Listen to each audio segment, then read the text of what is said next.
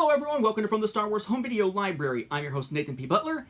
Before we get into anything else, just something you might provide some feedback on if you've been watching the show for a while, particularly recently. You may recall that recently I did some swapping out of some of the background stuff so that now we have the curtains. You can just barely see one set of curtains there over on the edge. Swapped out the multicolor playpen behind me for just sort of a gray one so it looks a little bit better. Something new since the last of these episodes at all of anything on YouTube is that I have changed out the lighting in this room. I am now using different bulbs. They are LED, they are lower wattage but more lumens, and I have put the cover back on the frickin' light fixture. And my hope is that that will keep the temperature down in here and give us better lighting as we go. So hopefully this lighting is a little bit better. But we'll see. If you happen to notice a noticeable difference or an issue with it, let me know. But this should be the way we go from here on, unless I just switch it maybe to like the more warm lights as opposed to the daylight type lights. This should also take care of some of the flicker. I may have to change my seating though, because it seems like it's lighting up my freaking forehead here. But not a whole lot I can do about that given the fact that, you know, it's above me. So, what we're going to get into here is actually something that came into my collection from Matt Fry, something I have not had a chance to show you yet, and this is because it's been sitting in the closet. Most of the stuff from Matt Fry that I still needed to cover has been sitting over on my shelves here, easy to grab. Because of the nature of laser discs being so large, I've kept these in the closet and am finally breaking out some more of these to show you in this episode and the next. I guess I should also note that it is storming here right now, so if you hear any thunder or anything like that, I think we'll just plow through. It's a chance to actually record, which I don't get very often at this point, especially with summer school going on. So, the item in question is this. This is the original Return of the Jedi LaserDisc release out of the UK. It is a PAL format release, of course, because it is out of the UK. It is a 2-disc release because even over there, it needed 2 discs as opposed to 1, despite PAL running a little faster, all that kind of stuff we've talked about before. So 2 discs here, and kind of a nice variant on a theme when it comes to the packaging here. Rather than having the packaging have those giant blue areas like in the US and the title down at the bottom and all that kind of stuff, it puts the title at the top and gives us a bigger, more zoomed in image.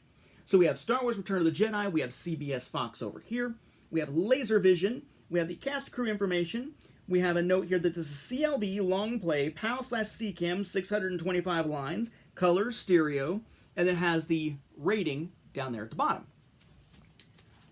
The back has a couple of images from the film, plus that classic poster image, name of the film and about it, UPC. Then you got your various legalese in the middle. Let's see, Lightning, S. Golden Sons Limited Records and Video, suitable for all rating, 1478/70 or -70 stereo, color, running time 126 minutes, made in Great Britain, and so on and so on. Make sure to return to sleeve when not using, etc. Okay? And then because it is thicker, easier to spot the text there on the spine, so CBS Fox Video, Star Wars Return of the Jedi, and the product number there. Inside, basically just one enormous image. No info about the film or anything, just one big image. And why this image? I'm assuming just because it puts the heroes together in one place. As for the discs, we'll use the second one as our example here. So label there, yes, you can see all kinds of stuff, lots of kid blocks back there. It's Blue from Blue's Clues. We have CBS Fox Video, some legalese type stuff here, LaserVision side. Same information about long play, blah, blah, blah. Title, more legalese, rating here. That is not a sticker, though it looks like it because of the way it's printed.